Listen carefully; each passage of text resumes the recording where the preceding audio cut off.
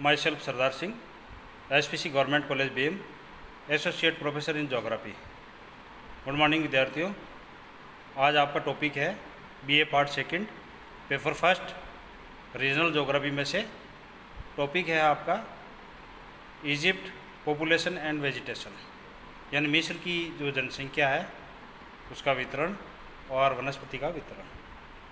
तो विद्यार्थियों, आज हम यदि मिस्र पर दृष्टिपात करें तो आपके सामने ये दे रखा है। सबसे पहले हम जनसंख्या घनत्व पर दृष्टिपात करें तो ये आपके सामने है। वर्ष 2017 में जो मिस्र की कुल क्षेत्रफल है वो 10.10 लाख यानी 10.10 लाख वर्ग किलोमीटर है और पॉपुलेशन लगभग 9.25 करोड़ के लगभग है और जनसंख्या घनत्व 98 व्यक्ति पर स्क्वायर किलोमीटर है। यहाँ पर नगरीय जनसंख्या का जो अनुपात है वो 3.78 है, यानी 3 करोड़ 78 लाख पॉपुलेशन नगरीय जनसंख्या के रूप में है। मिस्र की अधिकांश जनसंख्या देश के केवल 5.5% भूभाग पर निवास करती है और शेष 94.5% पॉपुलेशन नगण्य क्षेत्र पर निवास करती है। कहने का मतलब है केवल 5.5% भूभाग ही जनसंख्या के रहने के लिए उपयुक्त माना जाता है। देश की 95% जनसंख्या नील नदी की घाटी और डेल्टा के भाग में निवास करती है। क्योंकि ये काफ़ी उपजाऊ भाग है इसलिए इन भागों के अंदर ये पॉपुलेशन निवास करती है। और जबकि समस्त देश का घनत्व 98 मनुष्य प्रति वर्ग किलोमीटर है और ये जनसंख्या घनत्व बहुत ही असमान है। इसके दो प्रमुख क्षेत्र हैं जो कि आपके जो मैप है उसके अंदर दर्शा रखा है। तो सबसे पहले जो विद्यार्थियों इसमें दे रखा है अधिक घनत्व या सघन बसे हुए क्षेत्र, हाई पॉपुलेशन एरियाज। मिस्र में नील नदी की घाटी और डेल्टाई क्षेत्र में सर्वाधिक घने बसे हुए क्षेत्र है। यहाँ जनसंख्या का घनत्व 500 व्यक्ति प्रति वर्ग किलोमीटर निवास करते हैं और इस क्षेत्र में सबसे अधिक घने बसे होने का निम्नलिखित भौगोलिक कारक है। सबसे पहले यहाँ कृषि के लिए उपजाऊ भूमि और पर्याप्त जल की व्यवस्था है। देश के अन्य भाग में मरुस्थलीय भाग है, यहाँ मानव जीवन जहाँ पर मानव जीवन बहुत दुष्कर है। तो मोटा कारण मेन जो कारण है जनसंख्या घनत्व अधिक का वो है यहाँ की कृषि के लिए उपजाऊ भूमि और पर्याप्त जल की व्यवस्था है। या नील नदी यहाँ प्रवाहित होती है और उसकी नदी घाटी के अंदर सबसे अधिक पैदावार कृषि फसलों की जाती है। जैसे कि आपके सामने ये मिस्र का मानचित्र दिया हुआ है जिसमें जनसंख्या घनत्व प्रति वर्ग किलोमीटर दे रखा है 100 एंड बिलो, 150, 500, 500, 1000 और 1000 से अधिक जनसंख्या जो घनत्व है वो दे रखा है, वो जो कि आपके सामने मानचित्र के अंदर दिया हुआ है। फिर उसके बाद कम जनसंख्या वाले क्षेत्र, लो पॉपुलेशन एरिया। मिस्र में पश्चिम का जो है लीबियन मरुस्थल है और लीबियन मरुस्थल के अंदर जो इसका पूरी पठारी भाग है सिनाई प्रायद्वीप है जहाँ जनसंख्या बहुत कम पाई जाती है और यहाँ पर उपोष्ण कटिबंधीय जलवायु पाई जाती है, मरुस्थलीय जलवायु पाई जाती है। अतः यह जनसंख्या का जो घनत्व है बहुत कम पाया जाता है। इसके प्रमुख कारण निम्नलिखित है। पहला है जलवायु की विषम है, दूसरा जल और आर्द्रता का अभाव है और कृषि के लिए जल उपलब्ध नहीं होता है, तीसरा यातायात के साधनों का यहाँ अभाव पाया जाता है। तो विद्यार्थियों, आपके सामने एक टेबल दे रखी है। उस टेबल के अंदर जो मिस्र के जो प्रांत और राज्य है उसकी पॉपुलेशन और उस जनसंख्या का घनत्व दिया हुआ है और क्षेत्रफल भी उसके साथ में दिया हुआ है। तो आप देखिए उसमें सबसे पहले सिकंदरिया की पॉपुलेशन दे रखी है, फिर आसवान की, फिर अशबूत की, फिर बहरा, फिर बेनी सुएब और फिर कायरा की पॉपुलेशन यहाँ दे रखी है। और इसके साथ साथ यहाँ पर आप देखिए कि इसके अलावा इनका जो जनसंख्या घनत्व है प्रति वर्ग किलोमीटर वो कितना दे रखा है, वो भी इसके अंतर्गत दिया हुआ है। फिर नेक्स्ट विद्यार्थी हम अध्ययन करेंगे मिस्र की वनस्पति। मिस्र की वनस्पति की हम बात करें विद्यार्थियों, तो मिस्र के अंदर यहाँ वर्षा की कमी के बावजूद मिस्र की जो प्राकृतिक वनस्पति विविधता देखने को मिलती है, और यहाँ अधिकांश रेगिस्तानी भाग के अंदर पूरी तरह से किसी प्रकार के पौधे जीवन से रहित नहीं है, लेकिन यहाँ पानी विद्यमान है और यहाँ बार बार घास वनस्पति रेगिस्तान की वृद्धि दर, यहाँ बार बार और घास की रेगिस्तान की वृद्धि होने के कारण तटीय पट्टी के बसंत में एक समृद्ध पौधे का जीवन है। पूर्वी रेगिस्तान में विरल वर्षा होती है, लेकिन ये विभिन्न वनस्पति के विकास के लिए बहुत सहायक है, जिसमें तामरिक है, बबूल है, निशान है, एक बेदागदार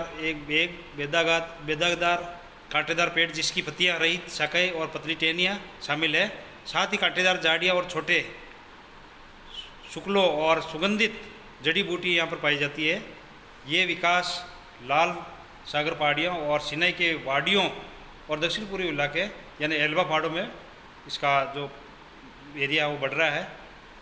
नील नदी सिंचाई नहरों और पानी के नलिकाओं के समीप कई प्रकार के जल संयंत्रों की स्थापना की गई है। इसके अलावा डेल्टा में जल निकासी चैनलों में पुरातनता का कम मिलता है। यहाँ 100 से अधिक प्रकार की घासें पाई जाती है, उनमें से बांस एस्पेरो प्रमुख है। पानी के निकट एक मोटी लंबी घास बढ़ जा रही है। सशक्त बारहमासी रीड जैसे कि स्पेनिश रीड, आम रीड, लोयर मिस्र में व्यापक रूप से वितरित है, लेकिन प्राचीन काल में पपीरस की खेती की जाती है।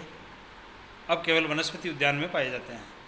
खजूर, डोम पाम दोनों की खेती की जाती है और सब पोर्टिनेबल नील घाटी और मरुद्यान में संपूर्ण डेल्टा प्रदेश में पाए जाते हैं।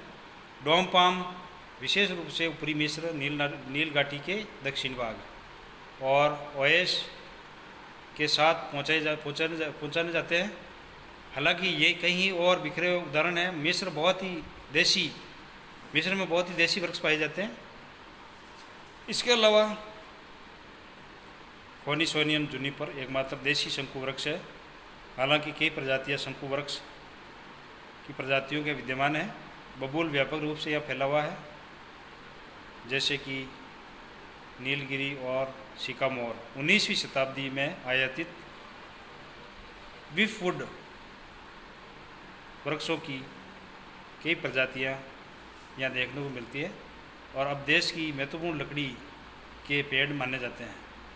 अन्य विदेशी आयात जैसे जैकारन, रॉयल, पोइसाइना या नारंगी या लाल रंग के फूलों वाला पेड़ और लेबेक, अल्बिजिया, तेबक, काजूदार पेड़ यहाँ मिस्र में विशेष रूप से देखने को मिलते हैं। फिर विद्यार्थियों, वनस्पति के बाद में हम यहाँ लेते हैं कि यहाँ जलवायु की एकरूपता के कारण प्राकृतिक वनस्पति में भी एकरूपता पाई जाती है। वर्षा का अभाव, मरुस्थलीय दशाएं इत्यादि होने के कारण यहाँ कुछ वनस्पति प्रदेश भी देखने को मिलते हैं। यहाँ विद्यार्थी देखने पर आपको पता लगेगा कि यहाँ मिस्र का जो अधिकांश भाग है वो मरुस्थलीय है, और लेकिन कई कई नदी घाटी डेल्टा के कारण या नील नदी की घाटी डेल्टा वाले क्षेत्रों में सघन वन पाए जाते हैं। यहाँ पश्चिमी रेगिस्तान के जो बड़े हिस्से पूरी तरह से वनस्पति रहित हैं। पौधे जो बढ़ते हैं सूखी स्थितियों के लिए अनुकूलित होती है। यहाँ कई बार पौधे छोटी पत्ती वाले भी देखने को मिलते हैं। तो विद्यार्थियों, यहाँ पर जो पूर्वी रेगिस्तानी भाग है पहाड़ों में वनस्पति की मात्रा बढ़ती है और यहाँ पर ज़्यादातर खुले जंगलों में इस क्षेत्र को आच्छादित करते हैं। स्वेज तटीय खाड़ी क्षेत्र में बारिश या बादलों के संक्षेपण द्वारा पूरक है। या वर्षा जल नीचे चला जाता है और गड्ढे में इकट्ठा होता रहता है। यहाँ स्लैश में फर्न और विभिन्न समूही पौधे विशेष करके देखने को मिलते हैं। सिनाई प्रायद्वीप और पहाड़ी के वनस्पति बहुत भिन्न है। बड़े पैमाने पर ईरानो दुरियन मूल के पेड़ यहाँ पर देखने को मिलते हैं। तो इस आधार पर विद्यार्थियों यहाँ पर जो वनस्पति प्रदेश उसको 3 भागों में विभाजित किया जा सकता है। पहला है सिंचित क्षेत्र की वनस्पति।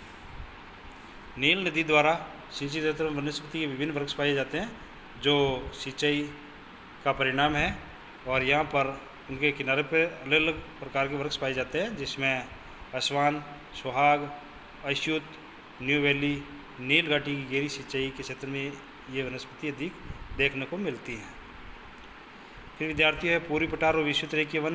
पूरी पठार पर वर्षा की मात्रा अधिक होने और अनेक वादियों के होने के कारण घनी वनस्पति यहाँ पर पाई जाती है, और कई भागों में पानी भरे गड्ढे देखने को मिलते हैं जिनके निकट वृक्षों के झुरमुट विद्यमान हैं। फिर विद्यार्थियों तीसरे प्रकार की वनस्पति है उसमें नदी के तटवर्ती भागों की वनस्पति। मिस्र में नदी के सारे सारे वृक्ष पाए जाते हैं, और सिंचाई के लिए बनाई गई नहरों के किनारे भी कुछ वृक्ष देखने को मिलते हैं, परंतु ये सभी वृक्ष मानव द्वारा लगाए गए वृक्ष हैं।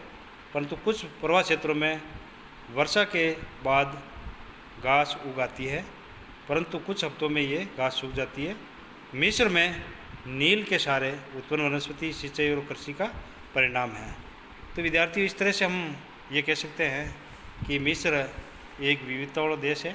जलवायु की बहुत विविधता यहाँ देखने को मिलती है, और इसी के आधार पर यहाँ पर जो जनसंख्या का वितरण है उसका घनत्व देखने को मिलता है। कुल मिलाकर के नील नदी घाटी जो मिस्र के लिए एक वरदान है, उसमें सबसे ज़्यादा पॉपुलेशन का निवास और जनसंख्या घनत्व देखने को मिलता है, और इसी एरिया के अंदर सिंचाई की व्यवस्थाएं और वनस्पति के जो विभिन्न प्रकार की वैरायटी है वो देखने को मिलती है। धन्यवाद, थैंक यू।